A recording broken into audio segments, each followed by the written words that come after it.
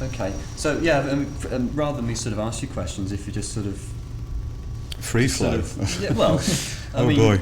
just sort of tell us. Yeah. I mean, what your band was. Just sort of jog people's memories, as we said, and then just Well, I was explain why you were a band. I was in a band in the 1970s called Alberto y los Trios Paranoias, and I suppose if we were out nowadays, there'd be a sticker on the album that said parental control advisory or whatever they have on it, because we used strong language and strong imagery. And we had our first album was banned by Boots and W.H. Smith, but we rose up anyway. We did BBC Two in concert, we toured America, toured Europe, held a box office record at the Royal Court Theatre in Sloane Square in London for being outrageous, and it never bothered us. But in fact, people used to say it was good publicity. I wouldn't quite argue that way, but that was the way of it. But I think we fell into good company in terms of band records. First ones I've got memories of would be Jane Birkin and Serge Gainsbourg's Je t'aime, Max Romeo's Wet Dream, Lord Kitchener, Doctor, I think that track was called, with the wonderful chorus, "Lie down, girl, let me shove it up and lie down, girl. I'm a doctor and I have to give you an injection." So band records had always been there. But you've got to remember there are two forms of banned record. There's political banning and there's sexually explicit lyric banning. So something like God Save the Queen, which doesn't get airplay on Radio 1, yet gets to number one in the charts, doesn't get airplay anywhere, is banned for political reasons. Relax by Frankie Goes to Hollywood but then it's re-released a few years later because the climate always changes. So one of my particular ditties entitled Fuck You might possibly be released in the future and go to number one. So did you do it to, for the sake of doing it? No, we just always spoke like that. We never even thought about it. No. I know that sounds very hard to believe, but we just treated it as we would have treated anything else. Whereas you look at the Sex Pistols and there was perhaps a slightly different story to that. McLaren was a situationist, which meant you had to confront society with the spectacle of its own inadequacy, and you did it in terms of direct confrontation in order to create shock tactics so that people would question the reality that surrounded them. But if you take the Sex Pistols album, never mind the bollocks, all right, there was a court case in Nottingham or something over obscenity with the title. I think it would have been more obscene if they'd called it Eric Clapton is crap. But, there you go. Can you just move in a bit closer? Trying to think of other angles of it for you. Times change and things move on. Bob Dylan's Rainy Day Women, numbers 12 and 35, which was a hit single in 1966, was banned because it had a chorus that everybody must get stoned. You get paranoia about things like that extended to Puff the Magic Dragon being banned because they thought it was a drug song. And eventually it becomes ludicrous, and people buy them anyway, and very often they buy them because they've heard that it's a dirty song or whatever. So I don't know, it's always six of one and half a dozen of the other. Having been on the receiving end of being banned, I always found it very, very funny. I can remember being at the Free Trade Hall in 1968 watching a guy called Al Stewart, who was playing a 15-minute long song called Bedsitter Images, which was a very beautiful song, and it contained a line which went, and it became less like loving and more like fucking. And the police actually stood at the side of the stage to arrest him when he said the word. So, it's preposterous and ridiculous. Right. But I mean, in terms of the past and now, I mean, do you think the situation of lyrics is getting worse? I don't know, I can't understand them nowadays, so I wouldn't know. No, how do you mean worse? Well, I mean, obviously, I mean, you started you swore in your records. Sex Pistols did similar sort of things. It seems now that is generally accepted. Take for example Guns N' Roses and groups like that.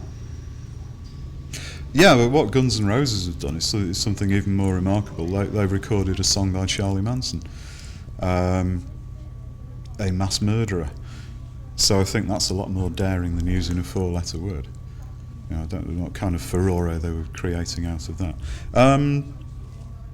I think shock value doesn't exist anymore. I mean, everybody's done everything. In America there's a huge lobby of the Christian Coalition of Parents who've insisted on stickers being put on albums. And yet, oddly enough, a lot of the people from that organisation have come from Nashville and are very associated with the Country Music Federation. And some of the stuff that comes out in country and western music is horrendous in terms of moral values and whatnot. I mean, beat your wife, be a drunk, that's being a real man. But that gets through. But if you say fuck this or fuck that, then you have to have a sticker slapped on your album. I mean, Frank Zappa actually appeared in front of the House of Representatives to say what nonsense it was. And he died, so you can see what happens to you if you say that kind of thing.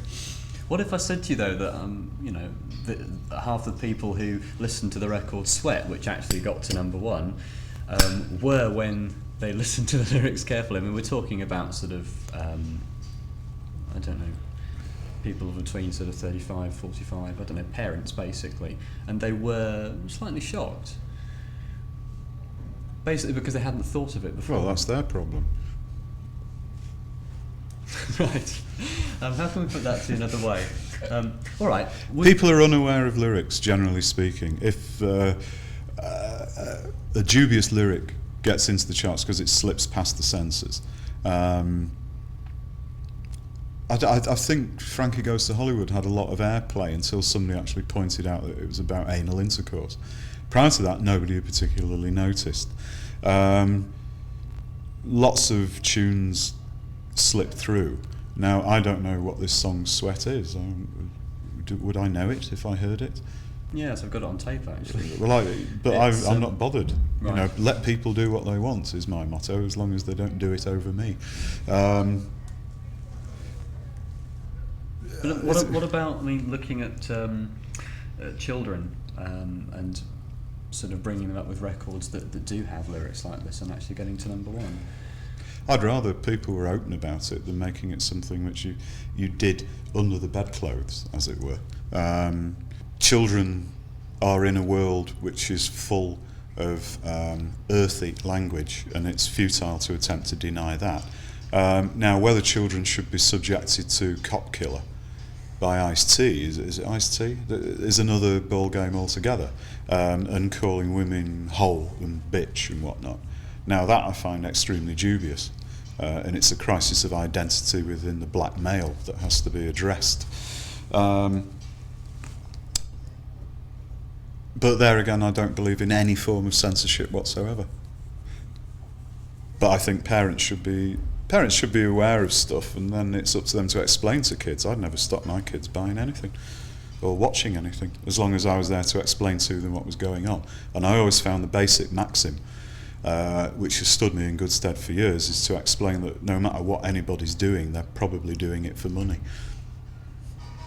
So if it was down to you, where would you draw the line if you had to? I wouldn't. It's up to people. I think people are intelligent enough to make up their own minds about things, and if it's I mean, the thing is, a lot of these tunes get into the charts without necessarily having airplay, and they're rubbish. But by dint of notoriety, then they sell a lot of copies. I just wish people would probably be more musically discerning. Let's put it that way. But I don't draw the line anywhere at all, ever. I would rather be dragged naked backwards over broken bottles and shot than deny anybody the opportunity to do anything they want to do. So briefly, can you just tell us about what you just told me about the number one at the moment? Oh, yeah, Baby Come Back has got drug references in the rapping of Pato Banto, or whatever his name is, relating to Semsimilia marijuana, which is the strongest brand of marijuana that you can possibly get, and yet that's slipped by the censor. So, as I say, the whole thing is a mockery. Also, consider the fact that singles don't sell anything. You know, a few 100,000 copies sold, and it gets into the top 10. We should be looking at the danger of albums, and in particular reissues of 60s compilations. I think they're dangerous because it's the same ones on every one. It's rubbish. Brilliant. Okay, do you think that's okay? No, it's great. Yeah. Yeah. Brilliant. Be surprised. Yeah. I'll give you a list of. This is a BBC playlist from the Gulf War, and this is just a selection of some of the tunes which weren't allowed airplay during the Gulf War. Believe it or not, ABBA at Waterloo, The Alarm, 68 Guns, The Bangles, Walk Like an Egyptian, Crazy World of Arthur Brown, Fire, Cher, Bang Bang, My Baby Shot Me Down, Eddie Grant, Living on the Front Line, Lulu, Boom Banga Bang, McGuinness Flint, When I'm Dead and Gone, Maria Muldaur, Midnight at the Oasis, Queen, Killer Queen, Kenny Rogers, Ruby Don't Take Your Love to Town, and let's finish off with Stevie Wonder, Heaven Help Us All. Do you think that those records would have had an effect on anybody listening to them at the time? No. Because the list is obviously ludicrous. It's insane, and it just shows what utter rubbish it was. During the Vietnam War, the American Forces Network in the States, in Vietnam, had a restrictive playlist. And what happened was that there were hundreds of pirate radio stations, Radio White Rabbit and things like that, who just played all the band. They played acid rock or whatever was banned, and they had a bigger listenership than AFN because they were playing what the people wanted to hear. I don't think being a soldier and hearing Ruby Don't Take Your Love to Town is going to make you desert. Might make you throw up, but it's not going to make you desert. There you go. Hi. You're running down. We're running now. Are you happy? Yeah, I'm happy. So, how much effort goes into your programme to make certain that the records that you play aren't offensive to people? Well, none. I mean, it's not really. It's not really a consideration in that sense. I mean, I don't think it's something we're particularly sensitive of because we're on late at night, and anybody who's up sort of listening to the radio between 10 and midnight, I think, has got a fairly broad outlook of musical taste because historically, the sort of more interesting and varied music has been played at night time on Radio 1. So it's usually, I think, people who are would like a kind of range of styles and sounds, and obviously with it comes a range of lyrical content. Some of it might be regarded as offensive by daytime standards, but I don't think it's something that we particularly worry about. I mean, certainly not sort of a major thinking point when we're trying to choose music for the programme, I don't think. Right. But I mean, is there a chance that a record could slip through that you then get a complaint about? Well, yeah, I mean, you always get complaints. I mean, there are certain things that we don't play a lot of rap and things like that, which, tends to have, a lot more of the contentious lyrics of our time currently. I mean, we try and avoid certain words, I mean, we're still fairly careful about letting fuck through. And to what degree you're careful about letting it through will be seen as to how you cut that, bleep it, or That's whatever. Right. I mean, we tend to we have played records where we've taken that word out and reversed it, and sort of it's been a cuff then, and it works sometimes, and it doesn't others. I mean, a recent example was the Lemonheads, wasn't it? Which was I've forgotten the name of the title now, but the contentious lyric was "Suck My Dick." Big Gay Heart, of course. Big Gay Heart was the song, and he did that live on a program we were doing at that time, and he changed it for something or other, and then it was we edited that and put the word in backwards, I think, or bleeped it or whatever. I can't remember now. And when it finally came out the record, it was "Duck My Sick." So he'd obviously kind of bowed to this kind of censorship, such as it is. So that's the only example I can think of recently where it has been difficult to play a record, and in fact where I think it did go up to sort of editorial level. Was this appropriate or not? What about records like Frank Goes to Hollywood's Relax, that for a while it wasn't sort of, it was fine, and then all of a sudden, what's this about? Well, the thing that I always find bizarre about that is that, like, anybody paid that much attention to anything Mike Reid said, I mean, there's nothing against Mike Reid, but, it seemed he'd suddenly taken it upon himself to say this was what it was about. And also, it's like, no, has anybody actually admitted to this day that it was what Mike Reid said it was? Relax, go on holiday, why don't, And, with that, I thought it was a huge and hysterical overreaction, which I think does great discredit to Radio 1 or the Radio 1 of that time. I remember them, saying they wouldn't play records by Pogue Mahone because they found it was Gaelic for Kiss My Arse, and hence, and then the Pogues immediately became the Pogues, didn't they? And for a time, if you didn't know the language, it was like, well, had they suddenly called themselves the Kisses or the Arses, nobody was quite sure. So I think there was a hysterical overreaction, and to see, for Mike Reid to set himself up somehow as some kind of arbiter as public taste in that way and as the moral conscience of the nation was quite painfully bizarre, I thought. Would you play records that had some kind of drugs, sex or racist references to them? Well, there are all kinds of references, aren't there? I mean, references can mean anything. It can be a reference to it. Can be, an anti-drugs message, can't it?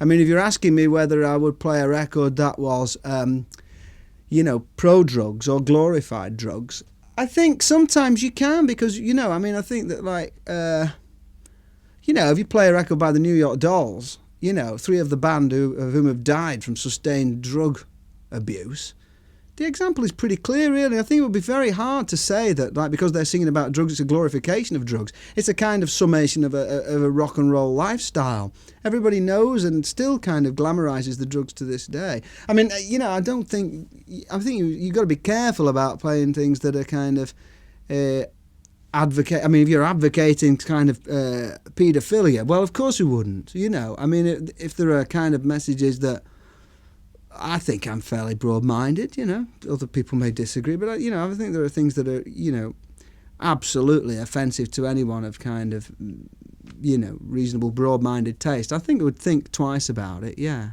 It's a matter of whether it's obvious or not, isn't it? Because, we've played records like Sweat, I Want to Sex You Up, Ebenezer Good to people to get their reactions. Yeah. Quite a few people, especially adults, parents, don't know about Ebenezer Good. Yeah. And other people generally haven't really listened to the words in Sweat, and it suddenly clicks. Yeah.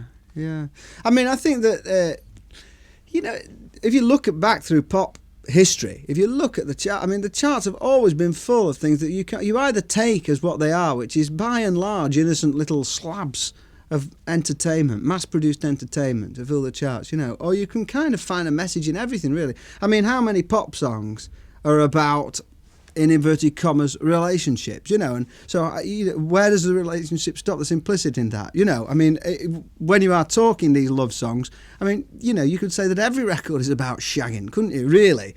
And I think people have got to be just sensible about it, and also you've got to ask, I think you've got to give some respect to the audience. You've got to say, well, if it's said in a record, does that mean people are going to actually, go out and do what the record says? I want to jack up now, baby. No, better not go on. But it's like, are people seriously going to take? I don't think that people who listen to this program would sort of.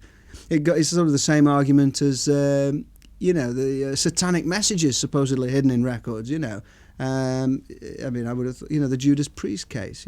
Are you actually going to listen to Judas Priest and go out and commit mass murder? You might if you listen to Judas Priest for long enough, but I don't think it's a direct result of the lyrical content, I wouldn't say.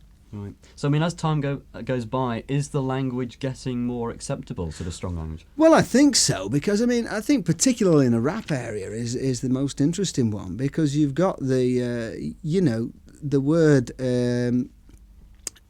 mother, I don't know how to say it because I don't want to give you too much editing to do. It's just like, seems to have passed more or less into popular usage. And if you actually analyse that, that is probably the most offensive thing you could call anybody, isn't it? And so I think the boundaries of, what is deemed to be acceptable, and there's certainly, and I think I think that's natural, really. It's the way that the kind of dictionary expands to include things that were thought of as slang 20 years ago, doesn't it? I think there are slight sort of puritanical streaks that run through the BBC from time to time, where you say, right, well, you better not say crap, and I think you think, well, come on, I mean, like, the records should reflect the language of how people speak in this day and age, surely. I have found, strangely enough, that, I swear, I think no more than most people, but as a matter of course, and words like, when I'm talking about, we avoid the F word and the C word, unless it's for a joke and we turn them backwards or edit them and we're playing with the word. But like I say, I would say, bloody good record, that, and think nothing of it, And yet I've had a lot of people from, seemingly in London, that seems to be, around here. I hate to make a north-south divide thing, but around here, people just think that's the rhythm of speech. And I've heard people say, oh, you swear a lot, don't you? Whereas up here, like, seems to be almost unnoticed, And so I don't know whether there are sort of strange double standards applying. Well, I mean, I know I heard you say crap last night. Didn't think anything of it. Well, no, I mean, but you don't play that in the records, which is interesting. We don't play crap in the records? No, what I mean is, you can say it, yeah, but you obviously wouldn't play a record with that. It's with crap? Like two different things, isn't it? Oh, I would play a record with crap. Crap, bloody bugger. I mean, I think it's the F and the C would be the only things that would make me think about playing a record. Then the decision is, how good is that record? Is it really a great record? Should we play it? In which case, then, should we try and find a way of, eliminating that F word? We could try it, but then does that destroy the record? Is that sort of messing about with what people wanted to do? And so, if we really felt that nothing could be done with that word, but it was a really important record, then I suppose we would just, it would go up to sort of editorial level at Radio 1 and say, would this be allowed? And I actually think that, it would, if there was a good reason. Say, this is a really important record, and it says fuck in it, but we really want to play it. And I think that provided we told them about that, then they would let us. I mean, you couldn't do a rap show any other way. Not that we do a rap show, but the guys doing the rap shows would have to have that. They would have to be allowed that, or else it would sort of rule out half the records ever made in that genre. So, I mean, obviously you have to stick within BBC guidelines, but would you want to go beyond that?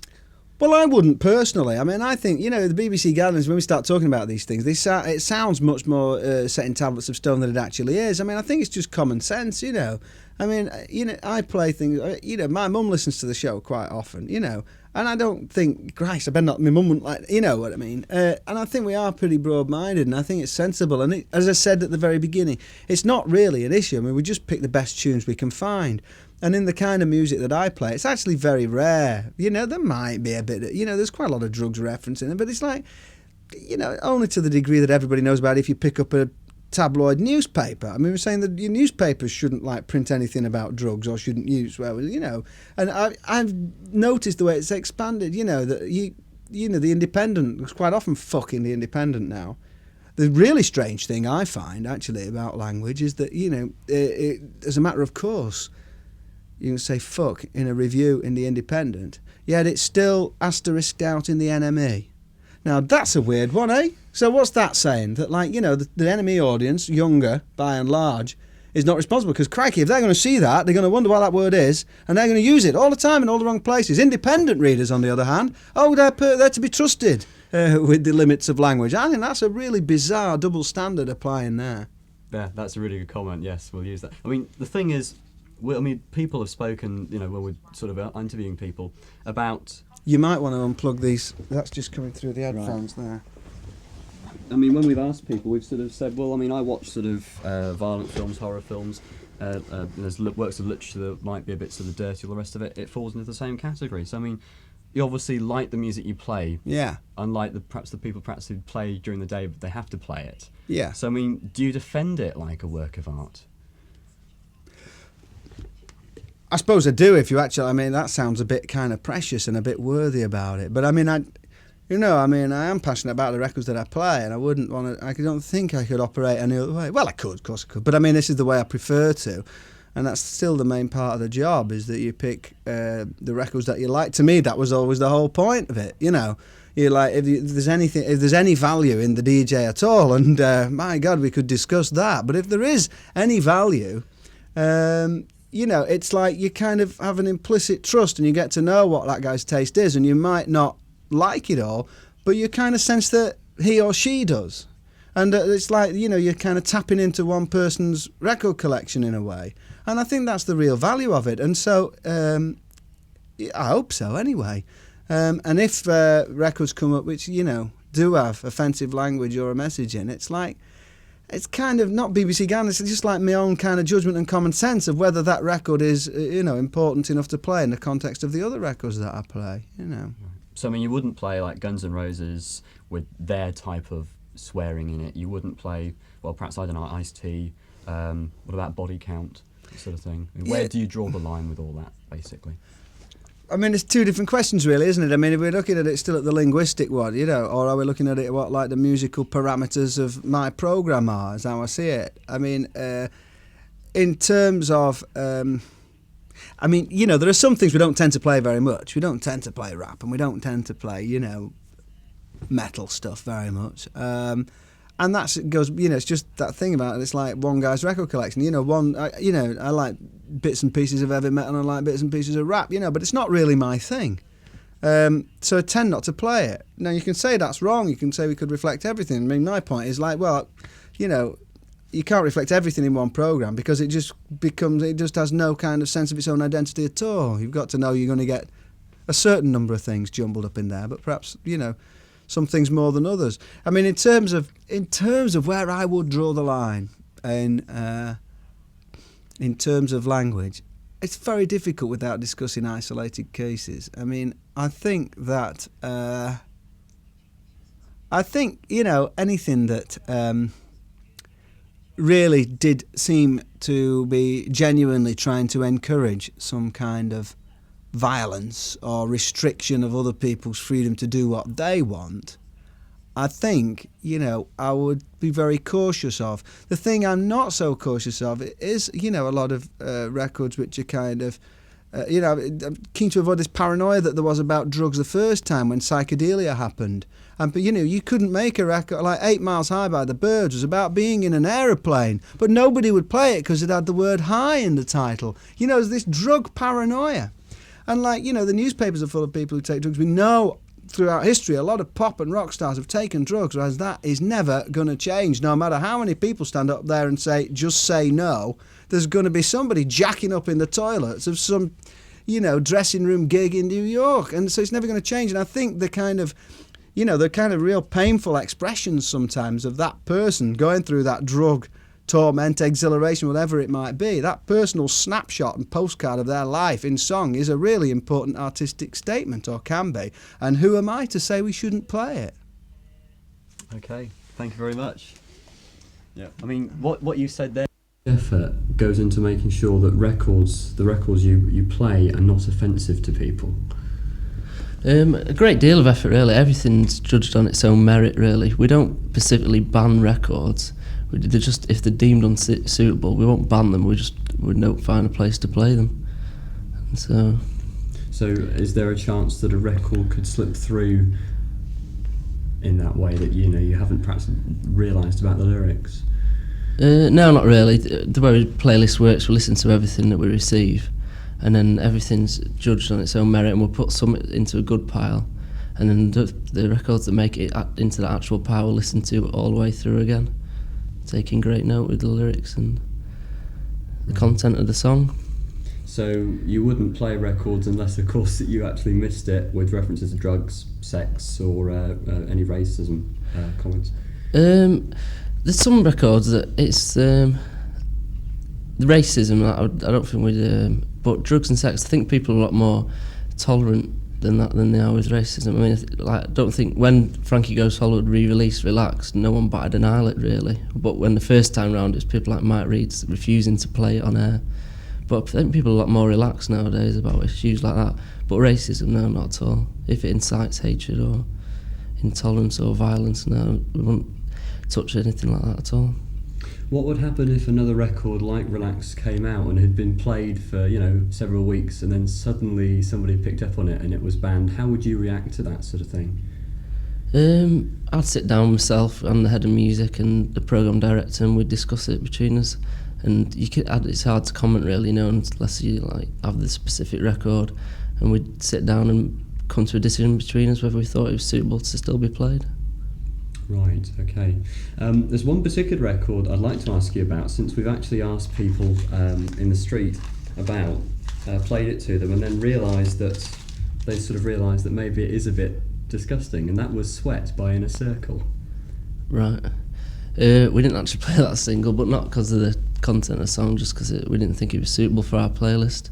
And we do a lot of music research, and it tested badly. So we didn't play it, but it wasn't for the reason of the lyrics. So. Right, that's very interesting. But I mean, when you first heard it, what did you think of the lyric content? I mean, was that just the second? Was that the second thing? Yeah, that was the second. It didn't really make it into, like, as I mentioned before, the pile that was suitable anyway on its merit as a song. So we didn't listen to it as in depth as we would the other songs. Okay, what about Ebenezer Goodbye the Shaman? Yeah, we did play that song. Obviously the band denied the drug references, and we didn't have that many complaints about playing it.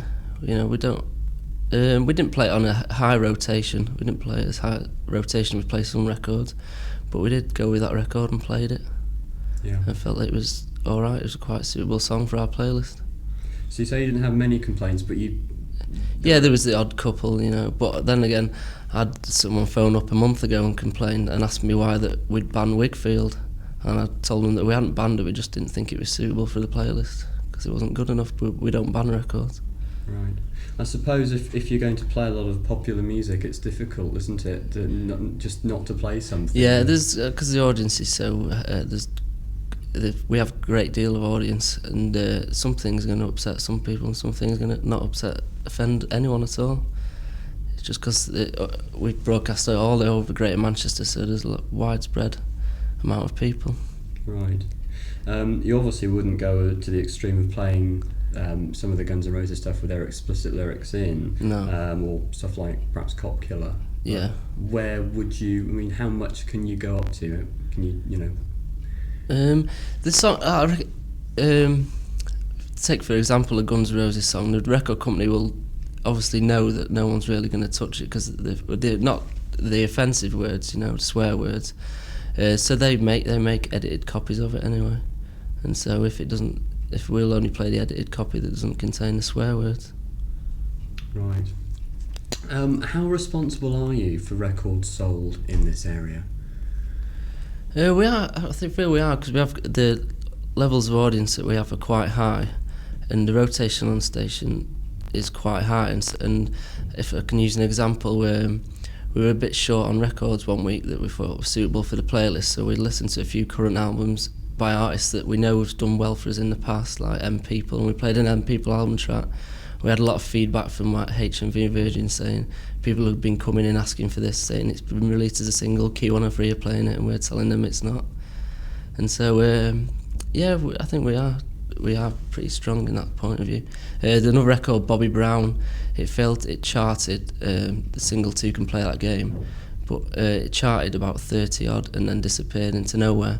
But we continued to play it because it was scoring well with our research, and we were having a lady from a shop phoning saying, my small shop, we can't cope with stocking back catalogue singles like that, MCA aren't going to re-release it. But so I think we do like cause a demand for some records that are not necessarily big chart hits. So how do you handle that? I mean, obviously that's quite a responsibility in a way, isn't it? Yeah. Well, if the record's popular and people wanting to buy it, and they know they're going to hear it on our station, hopefully they'll stay tuned to hear it. Right. What sort of guidelines do you have to comply with when you're playing music? I mean, is it just between you and the head or what, the head of music? Yeah, we decide the records that go onto the playlist, and then once they're on the playlist, we do test them with a research panel, and we go from there. Whether the panel will tell us like whether the record's tired and we should stop playing it, or if it's popular, but if we played it more, it'd be even more popular, or people just don't like it. But we have to go on gut reaction on the stuff that we actually put on the playlist in the first place.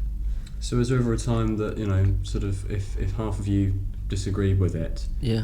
I mean, and say somebody did find, for example, I mean, like, again, the lyrics in Sweat, where a lot of people recently that we've played it to sort of just, sort of wondered and weren't exactly shocked but surprised by it. Yeah. I mean, does that sort of thing come up often, and what happens about it from there?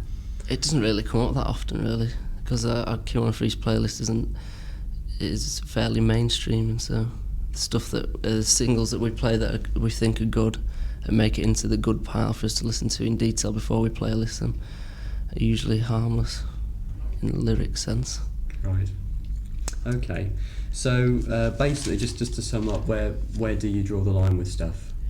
Well, no records are ever banned. If they're unsuitable, we just won't play them. It's records that incite violence or hatred, or or against a minority, or just records that cause offence to a great deal of people, we won't touch at all. Yeah. Can you think of any records in particular, just recently, that you've sort of have actually put onto, in the bin, if you like, for that reason? I can't, honestly. I've been trying to Right. think about this for about a week, and Right. I can't think of any in the last few months neither.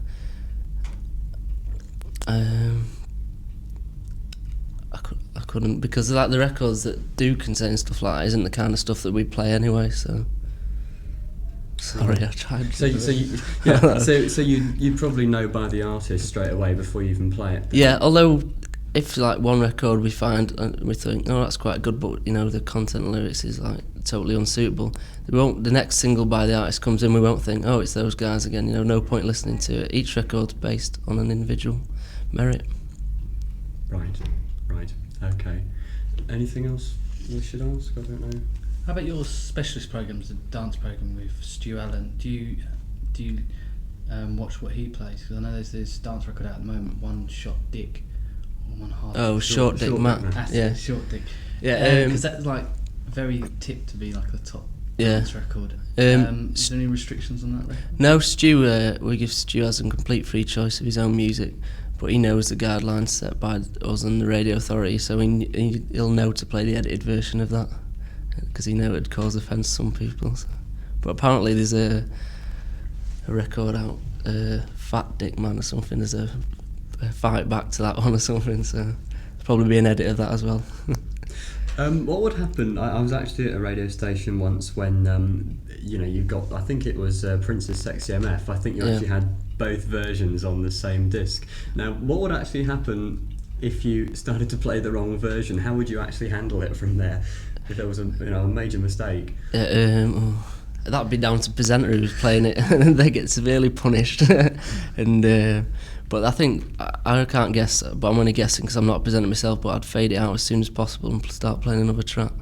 But on something like that, we try not to an occurrence like that to happen. We actually on that track we did an edit ourselves, and we put it onto we got a digital playout system, so there was no chance of anyone playing the wrong version. We made sure there wasn't a CD copy of it anywhere near the studio. Right. Okay. I think that's about it, really. I think so. Yes. Thanks ever so very much. much. Thanks very much. Thanks a lot. Okay, can I ask you first of all, what do you think that song is about? Haven't got a clue. Not a clue. Do you want to hear it again? I don't think it would make any difference. I don't generally listen to the words. I generally listen to the beat of the music, and unless it's sort of like a love song or something like that, and you can hear the words clearly. But Do you not think that's a love song? it might be.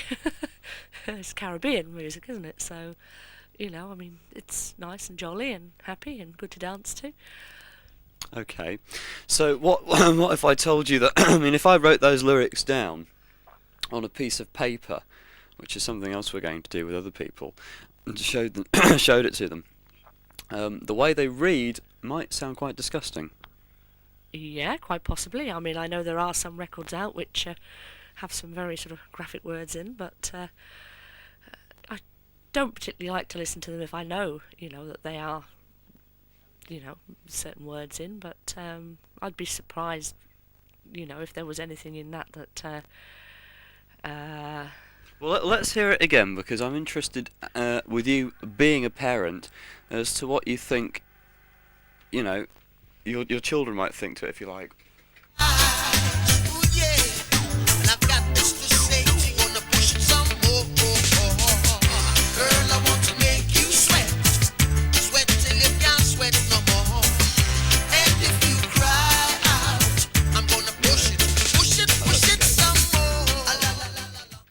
Okay, so having heard it a second time and listened carefully to the words, I mean, what do you make of it? Yes, well, I know what they're singing about now. It wouldn't bother me. I like to think I'm quite open-minded and an adult person. I think little ones wouldn't understand what they were on about anyway. Teenagers, yes, of course they would, and I think they'd play it specifically because of what they were singing about. But no, I can think of far worse records than that. But would you be surprised? I mean, if half the population said they didn't understand it, or they didn't really know what they were talking about, and half didn't. I mean, would you expect that sort of 50-50 split like that? Yes, quite possibly. Because like you say, you don't necessarily listen to the words, but as soon as you do. Yeah, then you're sort of taken aback a bit because you realise what they're singing about. But I mean, even since the 60s, I mean, there have been records out, not quite so explicit, obviously, but that have been banned because of what they contain. But I like to think I'm open-minded, and I don't find it offensive, not in that way. Because I mean, it is quite implicit, isn't it? I mean, what would you say? I mean, if you'd have known, I mean, obviously this was in the charts last year. It got to number 1. And that's the point of it, you see. It was a I mean, had it been around in the 60s, possibly, it would have not been played at all because people would have read into it. But I mean, what do you think about records now that get into the charts that little ones are sort of singing and dancing to, first off, when it's like first comes out? Well, unless there are any actual explicit swear words in it, I wouldn't really bother that much. I mean, my little girl loves the pop music, although she's very choosy, but as I say, she wouldn't know what they were singing about, and I certainly wouldn't say, oh, stop and listen, this is what they're singing about, because I just don't think that's on. I mean, innocence is a wonderful thing, and I don't think it should be sort of shattered too early, but no, if it was something like that, I don't think I'd mind too much. What about if you were actually sitting in a disco and then you'd realised beforehand that what they were singing about, and your daughter was there? What about that? Would that change anything at all there? Not at her age at the moment, no. No. Okay. Would it surprise you to learn that eventually David and Gemma did actually guess what they were singing about? I didn't tell them at all. I just asked them suggestive questions, but not saying it at all. Would that surprise you at all? Well, they're intelligent. I mean, they do listen to the words because they like to sing along. But, well, I don't really know what to say about that, to be honest. It was David that actually mentioned it first. Gemma didn't even think about it. And then when he said it, she then... I mean, obviously they sat down and had a long, hard listen to it, you see, so... Yeah, well, as I say, basically they don't tend to sit and listen to something unless they're specifically asked to. I mean, there's a lot of songs they like to sing along to, like Boom Shake the Room. I mean, that's a sort of a cult thing for the young ones to sing and dance to. I do tend to listen to the words sometimes just to make sure that they're not... but I mean, if they're played over the air and they're played on the telly, you tend to think that they're okay, and there's nothing sort of nasty about them. What about, I mean, obviously there's a lot of records like Guns N' Roses, their particular songs aren't played on air, but what about the exposure that they might get through records? Well, I quite like Guns N' Roses, to be honest, but there are one or two which I insist are not played during the times when the young ones are here, because, I mean, you can hear the words they're using, and I don't think it's suitable for young ones to listen to. An argument I've heard is that they need those words to be powerful and get the message across. What do you say about that? Well, it's accepted language with the youngsters. I mean, most adults swear at some point. I mean, I don't like to hear it blasting out at you from, sort of CDs and what have you. But, I mean, the young ones obviously need to express themselves in more forceful ways than, you know, I think they just, I think they do it on purpose, to be honest. Just to make a statement, to say, look, this is me and this is the way I am. Okay, so what about when, I mean, where is the limit for stuff in the charts? As I say, in the 60s, any record that suggested anything at all, for example, take Johnny Ray's Such a Night, Yeah, that was banned, and as soon as came on a play, okay, that was actually banned with the BBC, was it right? Okay. Nowadays, if those records were released, they probably wouldn't be banned. Would you be worried about those records coming back into the charts again? Well, I don't know about the first one you mentioned. Such a Night, Johnny Ray. Was a night. I like And Elvis did it. Yeah. But it was banned when it Oh, first came I out. didn't realise that. Now, I mean, That's that is in the before the same time. vein as the record we just mentioned. Yes. And yet, you know, I mean, obviously, it's years have gone on and people ignore it a bit more. Yeah. No, I think the ones that came out during the 60s weren't really strong enough to be banned these days. Obviously, 'cause, I mean, they do get played. Well, even to get like number one, do you tame?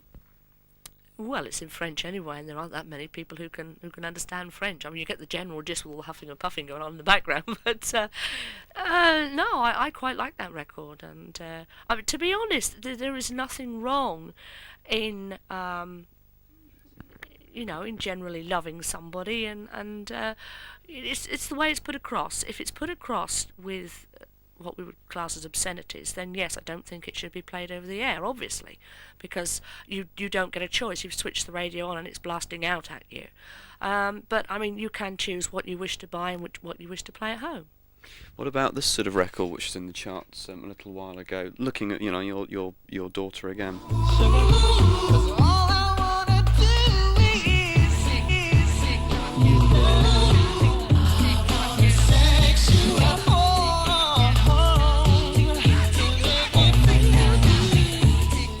I mean, what about a record like that? I mean, would you want them dancing and singing to that? Would you feel embarrassed if they... Do you know what I mean? Because, I mean, they didn't really understand that one. No. Well, I mean, when you mention the word sex, most girls, especially at Gemma's age, would sort of put their hands over their mouths and giggle. I mean, because it's that word, isn't it?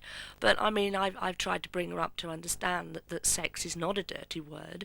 You know, it's something to be enjoyed in your mature adult life, and I don't wish to censor too much what she listens to and what she watches on the telly, but of course, I mean, you have to be careful.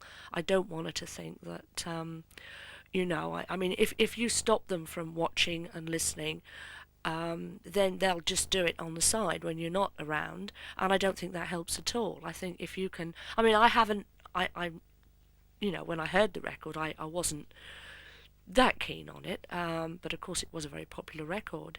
But I never sort of made any mention about what they were singing about. If she'd have asked me, then I'd have told her. But there again, I mean, as I say, sex is not a dirty word, and I don't really think children, again, stop to listen too much to what's being said, unless there is an explicit word which they know they're not supposed to use. So how explicit was that one? Would you say that was more explicit than Sweat? I think so, yes, because, I mean, as I say, you mention the word sex and it means one thing, doesn't it? Whereas with the other one, I mean, they don't actually mention any explicit words. Okay. Finally, this was on the charts a few years ago. Similar to the Beatles, I suppose, in many ways, this record could be interpreted in two different ways. I'll just play it first of all.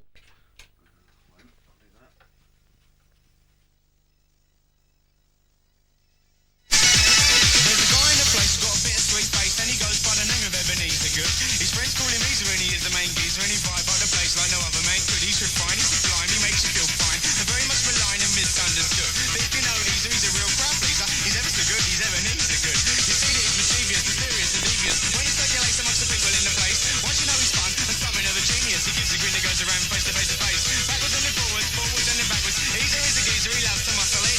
That's about the time the crowd has shout the name of Easer as he's squatted in the corner laughing by the bass bin.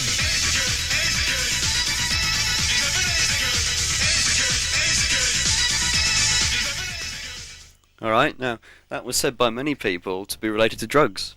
Can you see the connection at all? Not at all, no. It was one of those records that I hated, although it sort of keeps going through your mind all the time. You find yourself sort of singing Ebenezer, like, oh God, what am I singing that for? It's not a sort of record that I like at all, but no, I wouldn't have thought it had any meaning other than, well, whatever, I don't know. Well, there was several records that came out in the chart. I mean, they're talking about the drug ecstasy. Oh, Okay, so E's are good. Yeah. Quite possibly. And there was also another record that was out in the chart. Everything Starts with an E. And they actually had Bob Holness with it, from Blockbusters saying, here's an E and all this sort of thing. I mean, looking at it that way, A, would you be bothered about children listening to it? And B, if it is what they're singing about, would you want that record banned? Don't think children, especially from this kind of area, although I know there is a drug problem everywhere you go, but for ones who are not actually involved in that sort of thing, wouldn't have any idea unless they were told what it was about. I mean, I wouldn't have had a clue. I can't remember what the rest of the question was. Would you want it banned? If it was very explicit, yes, because it's trying to get, obviously, advertising the drugs and trying. I mean, people make a great deal of money out of it, and I mean, obviously, it's a very bad thing to do. But the band actually said that they weren't promoting the drug; they were just sort of explaining it. I mean, is there a difference between that? Maybe, I don't know. I don't know. I really don't know.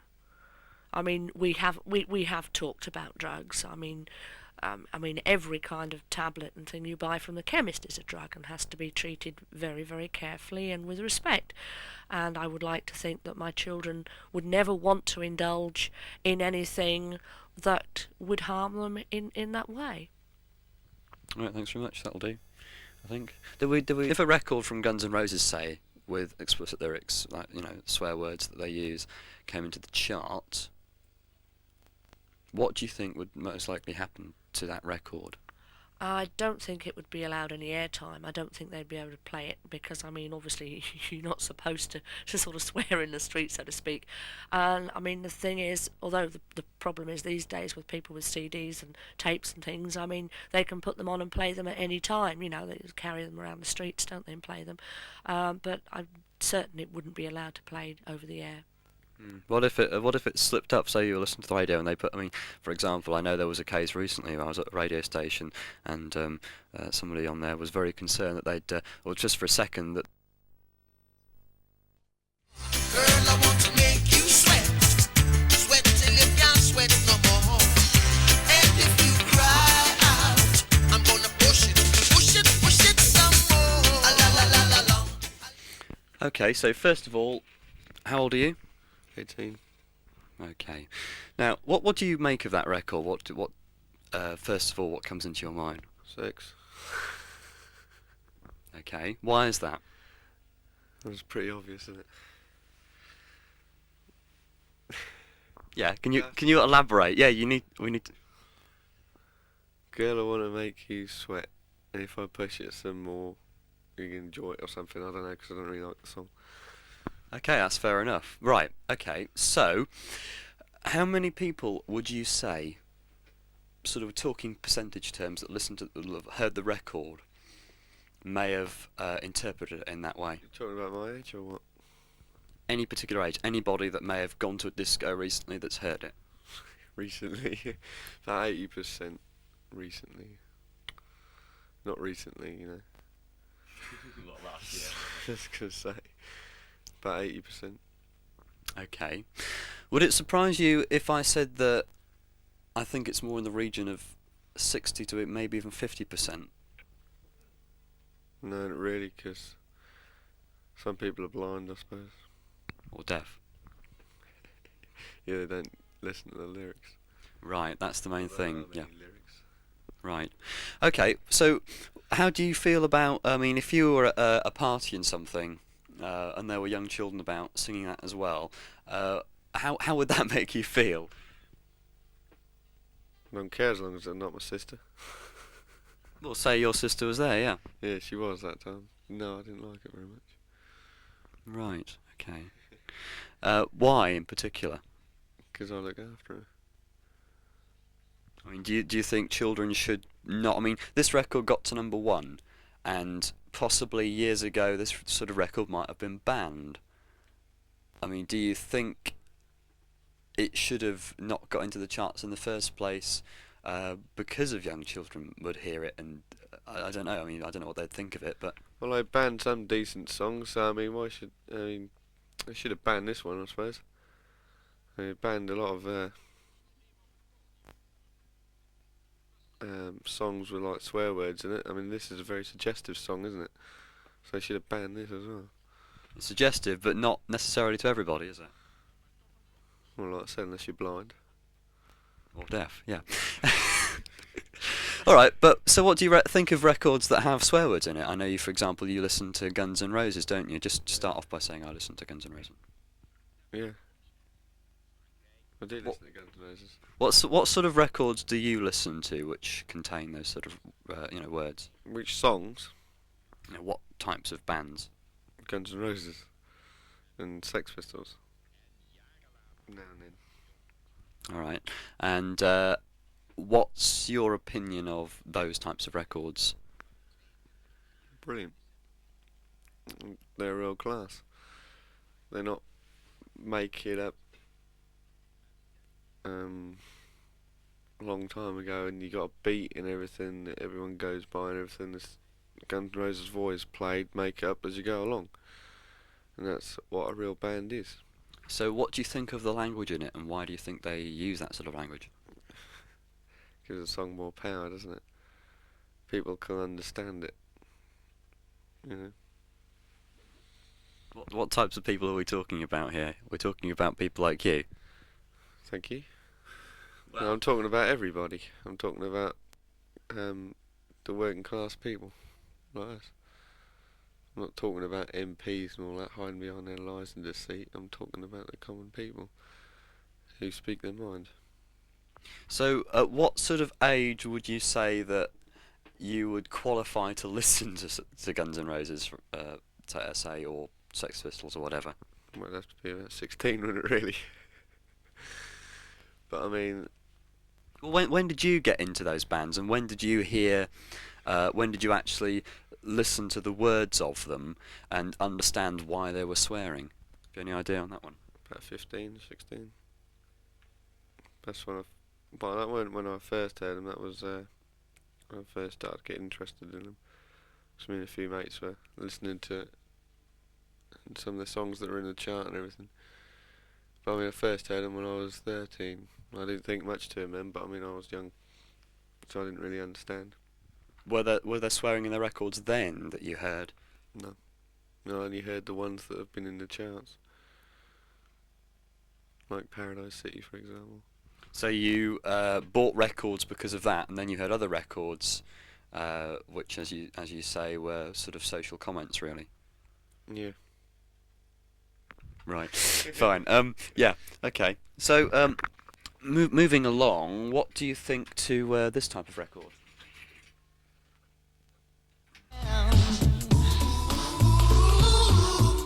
Please be my wife, sugar. 'Cause all I wanna do is you love, sexual.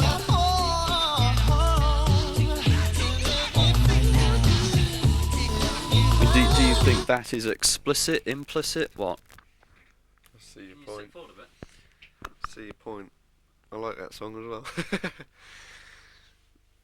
Yeah, I suppose if there's one, it's got to be the other, isn't it?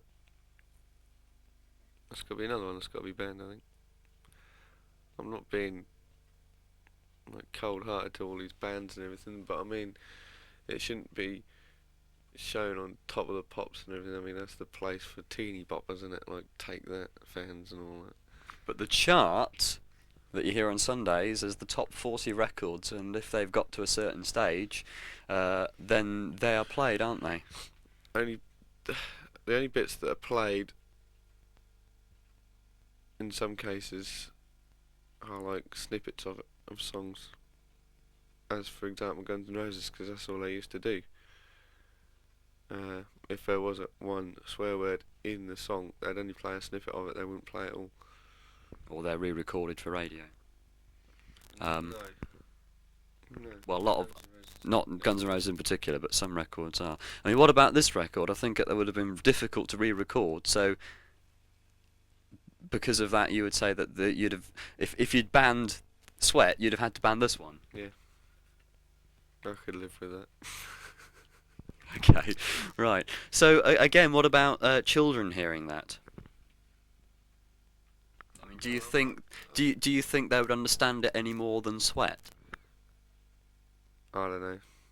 They probably wouldn't understand either of them, thinking about it. But I mean, it's a case that we, the older generation, can understand it. And if you're rather protective over certain people, then you don't want them to hear it. Simple as that. Okay. You're gonna have to learn one day, but I mean, Sorry, you can start that again. you're gonna have to learn one day, but not just right now. Not at the age of, say, under 12, I would say. Well, it's surprising, incidentally, that David and Gemma actually, after about 5 minutes, actually guessed what Sweat was about. Something about probably gymnasium or something. Didn't David actually suggested what it might be about, and then when he'd said that, and they both thought about it a bit more, would that surprise you? what I said? About what the record is actually about? No, not really. Because I was a dirty little bastard when I was that age as well. Can't say that on Radio 5, I'm sorry. No, no, because not really. Thinking about when I was that age, I'd probably said the same thing. Right, but not straight off, obviously. Probably. Probably. Right, okay. Finally, this one.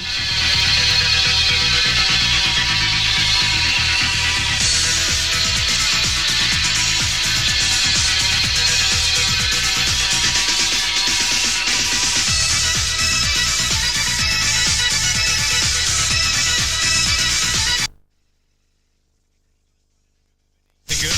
His friends call him Easer and he is the main geezer and he vibe up the place like no other man could. He's refined, he's sublime, he makes you feel fine and very much maligned and misunderstood. But if you know Easer, he's a real crowd pleaser. He's ever so good, he's ever neither good. You see that he's mischievous, mysterious and devious when he circulates amongst the people in the place. Once you know he's fun and something of a genius, he gives a grin that goes around face to face to face. Backwards and then forwards, forwards and then backwards. Easer is a geezer, he loves to muscle in. That's about the time the crowd has shout the name of Easer as he's conjured in the corner laughing by the bass bin. Easer good, Easer good. He's ever Easer good. Easer good, Easer good. He's ever Easer good. Okay, so it's a shame Ebenezer Good. Any idea what that record might be about? No, because I never listened to it. Because I hate the song. Okay. Some people think that it might be about ecstasy. Yeah, that's what I've heard as well. So, I mean, do you think that's true or false or? Probably true. Seems that most of the people that take ecstasy like that kind of music. So is it promoting it or is it merely explaining? Is it? I mean, so is it for it or is it against it? I'd say it's for it, listening to it. I mean, Ebenezer Good.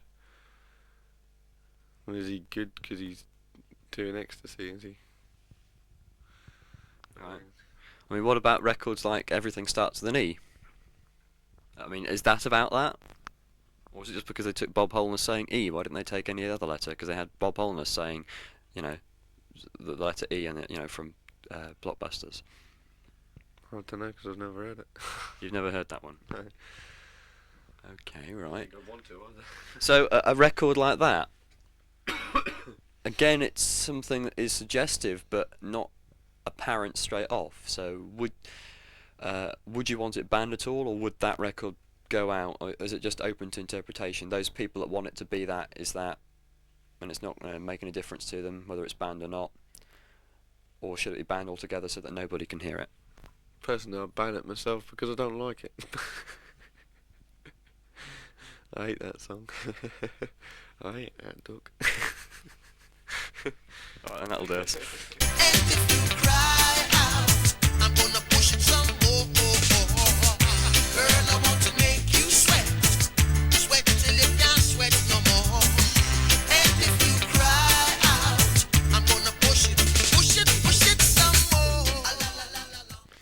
Okay, so prior to hearing that, did you listen to the lyrics at all? I knew what the lyrics was before.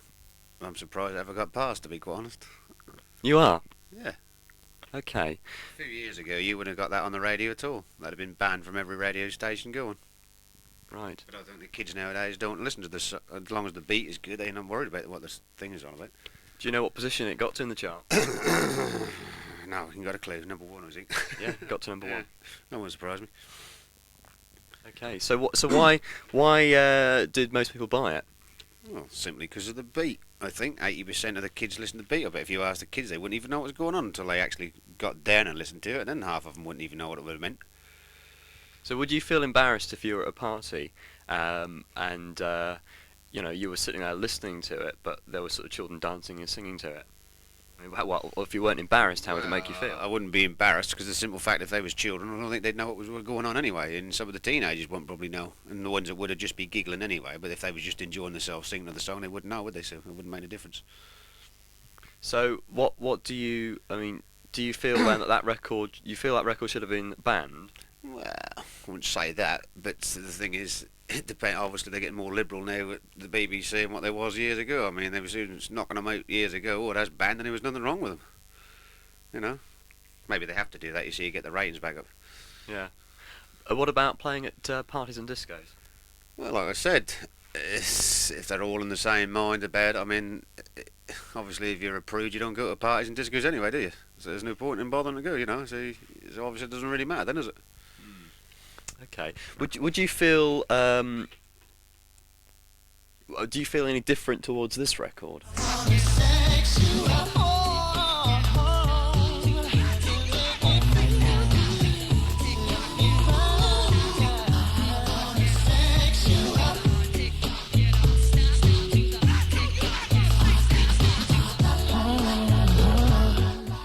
Do you feel any different towards that record? Well, not really, because it's a job to understand half the words in that one. Apart from I'm going to sex you up, but I mean that could be anything. Well, that's also the title of the record. Yeah, I know, but I mean that could mean anything, couldn't it? Depends what two people do to sex each other up, doesn't it? You know. I mean he's just bragging at the moment, isn't he? So yeah, I mean, what about that being in the charts then, and young children hearing that, or even people that are older and don't want to hear it, you know? Yeah, but the same thing applies, doesn't it? I mean, all the old people that hear is the sex bit, and they'd go, "Oh God," about the sex bit, but the young kids probably wouldn't even know what it meant anyway, would they? You know, unless they've had sex lessons at school, they're not going to bother. I mean, 7 or 8 year olds are not going to bother with it. They wouldn't know what it meant. So out of the two then, Sweat and this one, which would you say was the more dangerous, if you like? Well, the first one, I think. To be honest, if there was such a thing as dangerous, I mean, it depends on the contents. It's like people watching a horror movie and go out and killing somebody. Somebody could go and do that and just go and rape somebody, but you know, it depends on the individual, doesn't it? Okay, so finally,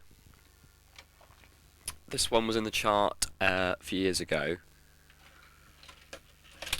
I think you might have to listen to it carefully. You might have heard a bit about it. And he goes by the name of Ebenezer Good. His friends call him Easer and he is the main geezer. And he vibe up the place like no other man could. He's refined, he's sublime, he makes you feel fine. And very much maligned and misunderstood. But if you know Easer, he's a real crowd pleaser. He's ever so good, he's Ebenezer Good. You see that he's mischievous, mysterious and devious. When he circulates amongst the people in the place, once you know he's fun and something of a genius, he gives a grin that goes around face to face to face. Backwards and then forwards, forwards and then backwards. Easer is a geezer, he loves to muscle in. That's about the time the crowd has shout the name of Easer as he's conjured in the corner laughing by the bass bin.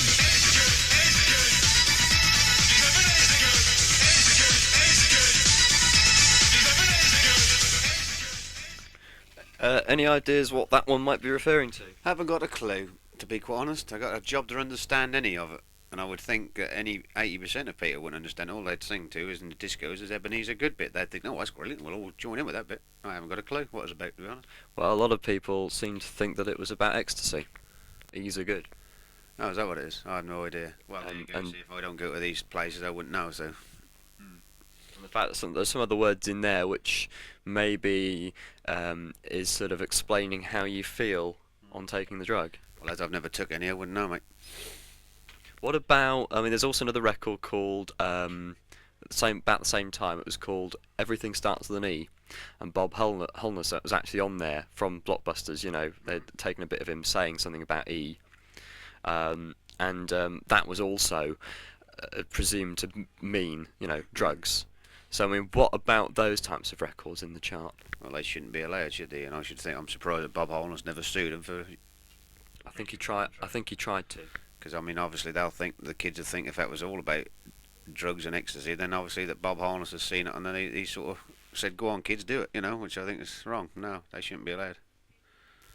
Okay. Well, even if people don't understand the lyrics? Well, then you don't need the lyrics then, do you? Just have the little bits coming in, never... Like they did an Ebenezer Good bit, and that's okay, and then just cut the rest of it out. Because, I mean, obviously you can't... I can't understand anyway. I mean, maybe I'm a bit doopy, I can't understand that at all. Got a job to understand that, John, innit, you know? You know, so... I don't know. No, I think they shouldn't be allowed. So, I mean, being a father of someone who's sort of, say, less than 10, sake of argument, I mean, would you want them listening to any of those three records? Like I said before, I don't think at that age they're going to know. I mean, it's like you said, if you just explained to me that one was ecstasy music, well, that's obviously kids that are going to raves that's knowing that music. I wouldn't know it, and I don't think my little one would know it. So I don't really think, you know, I'm pretty liberal-minded. I mean, I like to, you know, let everybody do what they want to do as long as they're not interfering with me, but as long as they're not hurting each other. And I think then there's time that the BBC and people like that have to realise that, you know. Right. There was just one last question I was going to ask you. Oh yes. What about records like Guns N' Roses, which they actually, you know, are swearing in the records? I mean, normally they're not played on the radio, but children might better hear them through records. I don't really see any sense in it, really, personally. Don't see why they need to. Just my opinion. I mean, I swear on a building site. All men swear on a building site. But you usually be quiet when a woman goes by and things like that. Well, it's against the law anyway now, and same as wolf whistling, so I think that should be against the law as well. Okay. So, what would you do then with the records that if they came out and they were popular? Would you not play them on the would you not want them played on the radio, rather than being banned altogether? You know, but just so to be available but not played on the radio. Well, no, because then I suppose that's the old cliche. If you said this record was banned, everybody's going to go out and buy it anyway. If you tell a kid you can't have it, they'll go out and do it. Did that happen to you at all in the 60s and 70s? No, we used to do anything what we wanted to do anyway. We was pretty liberal in the 60s, but we was what we called naughty but good. So I know Johnny Ray's record, Such a Night, when that came out, that was first banned. But when Elvis did it on his records, it was fine. When you think in the 50s, Elvis was banned from even wiggling his bum and all that, wasn't he? He only showed him from the top on the Ed Sullivan Show. So, I mean, I suppose nobody wants to ban anything, I don't think, at a certain stage, but you've got to have a little bit of... Whoever's in charge has got to have a little bit of responsibility to know what the kids are doing. I mean, there's a lot of kids nowadays getting into drugs, and too many. I mean, it don't matter where you go in the country, people are into drugs, whether it's big cities or small towns like this one. You know people who are pushing drugs. I do. The police do. It's just proving it. You know, and there's too much of it. And I'm afraid anybody pushing drugs at my kids would be... Alright, thanks very much. That's brilliant. Okay then, so... Come here. Okay, Gemma, how old are you? 8. And what do you think that song's about? I don't know. Any idea at all? No. I don't. What's it called? Do you remember what it's called? No. Do you want to hear it again?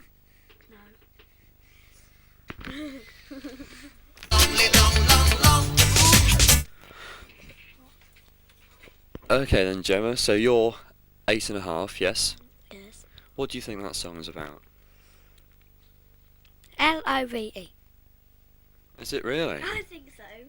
I'm not sure. Can you come close to the microphone? What do you think it's about? I'm not saying a word. Love.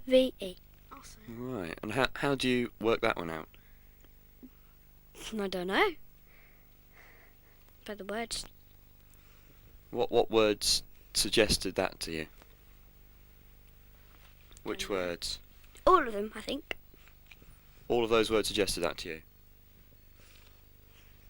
Right. Fair enough. So,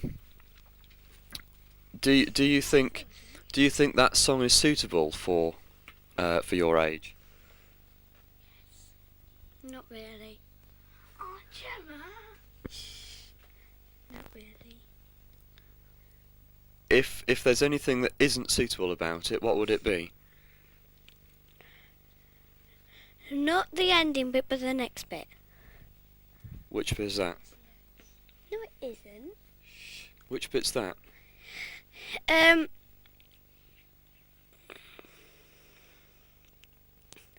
Well, you know the last bit. Well, it's not that bit, but it's the next. This is the bit that's before that. And how does that go? I don't want to say it. Okay. So if it's not about love, what might it be about? The microphone can't hear that, Gemma. You're gonna have. Sorry, I don't know. You say that again. I don't know. You don't know. Okay. Thank you very much, then, Gemma. Right, David.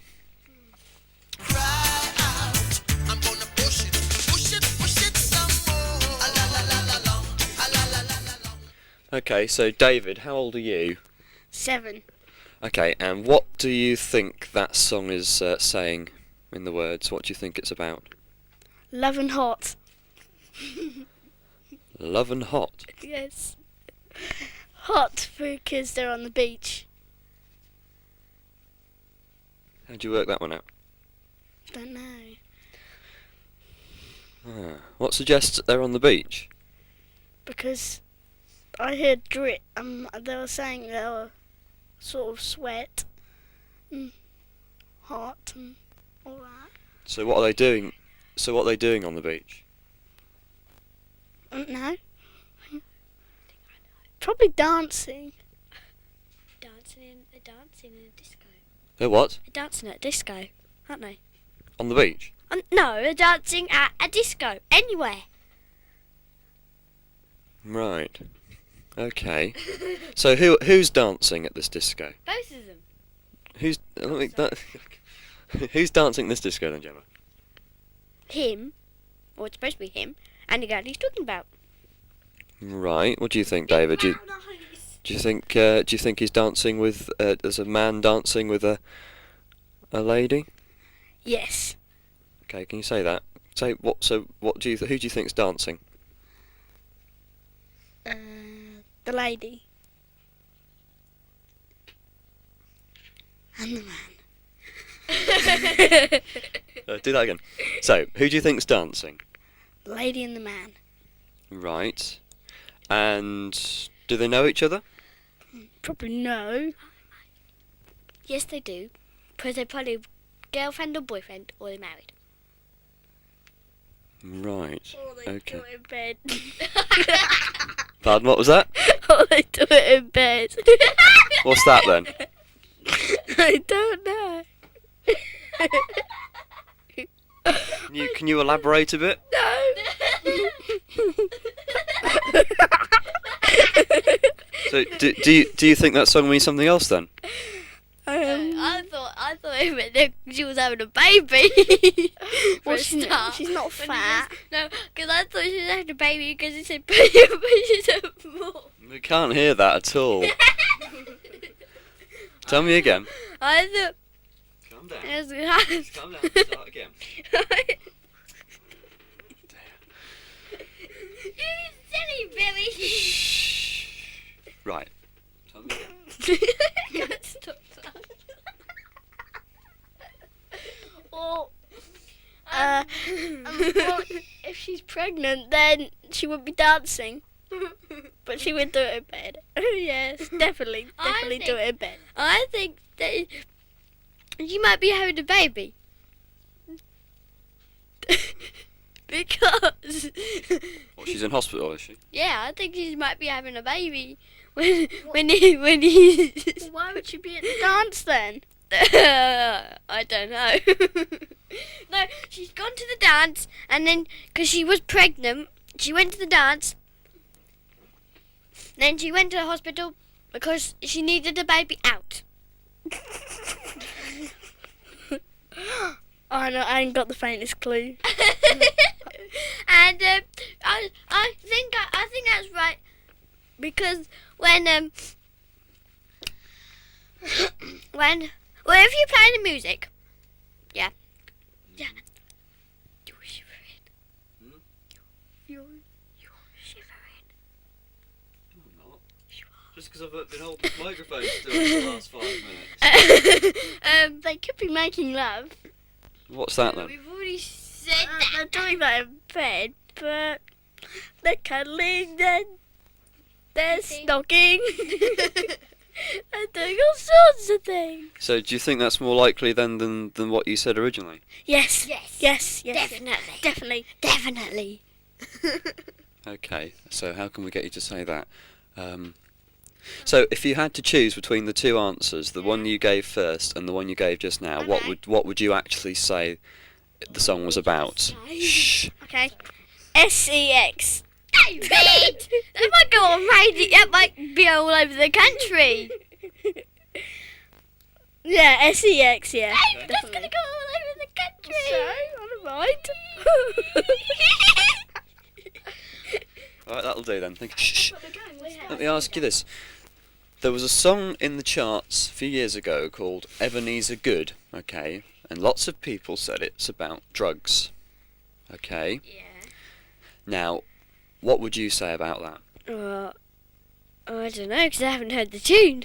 But do you think it's possible that some groups might record a song about that and release it, and they would say that it's not about that, It's about something else. but it's about something else, but to some people it could actually mean what it might be about. I mean, in which case, do you think it should be able to be heard by people like yourselves?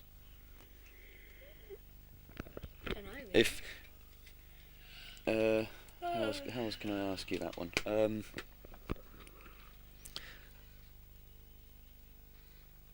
I mean, obviously, you probably don't know much about that at the moment, do you? Okay. So if you heard the record, what would you think about it? If you heard the words in it? Don't know. What do you think when you hear any words in a song? Well, Do you hear the words, or do you just dance to it, or what? sometimes I've heard a song that's got few swear words in it. Right. What sort of songs are those? Guns N' Roses, I think. Or, Metallica. Right. Okay. So what do you think to those then? Well, I like the ones that haven't got... I like some of them that haven't got swear words in. But the ones that have... I have to do this. What do you have to do? I have to put my hands over my ears. Like that. Why? But then I don't hear... Well, if I do hear them, I don't say them. No. So do you think...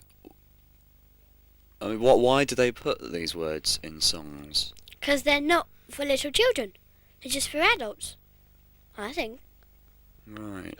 They're from, like, 16 and upwards. What do you think about that, David? What do you think to swear words in songs? They should be put on late at night. How late at night is that then? 10 o'clock. You stay up until 10 o'clock. You stay up until more than 10 o'clock. You do sometimes. Okay, so listen. Normally they don't actually play them on the radio at all. No, we just hear them coming from my brother. Right, they're normally just on records, aren't they? Yes. Okay. But if you were at a disco and somebody played that, what do you think your parents would say? I go up to them and just tear the record in half, maybe, or shout something at them, or punch them or something. They would actually say, take that record off and shut up. Right. So your parents wouldn't be very pleased then. No. Hang on. So your parents wouldn't be very pleased then if you heard if you heard these records at like a disco, something like that. Then No, they wouldn't be. They wouldn't be. Why wouldn't they be pleased? because if children were there, because if children were there about Emily Moss's age, they won't know that, will they? They won't really know. About 5 years older and upwards, and 4 and 3, because they might say it. The children might say it. So I think I would be able to. Yeah, I would. I would be able to hear that music. I would, because I always do most of the time. But would your parents be pleased? And if they weren't, what do you think? I mean, would they like you listening to those sort of songs? Probably yes. They'd like you listening to those sort of songs. Yeah. Right, fine. Okay. What about this one? Do you remember Colour Me Bad had a record called "I Want to Sex You Up"? I think I do. I think I do it in bed again. No, you haven't asked the question yet. You don't even heard it. It doesn't matter. Please give me an answer. That's all very well. Let's think of a record like that then, David. I think it would be good. Do you? Yeah, if I could listen to it and have it as mine. So what does that mean then? I don't know. It means, well, I'll love it. I'll listen to it all the time. I would.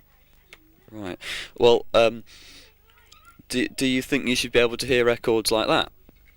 Yes. You do?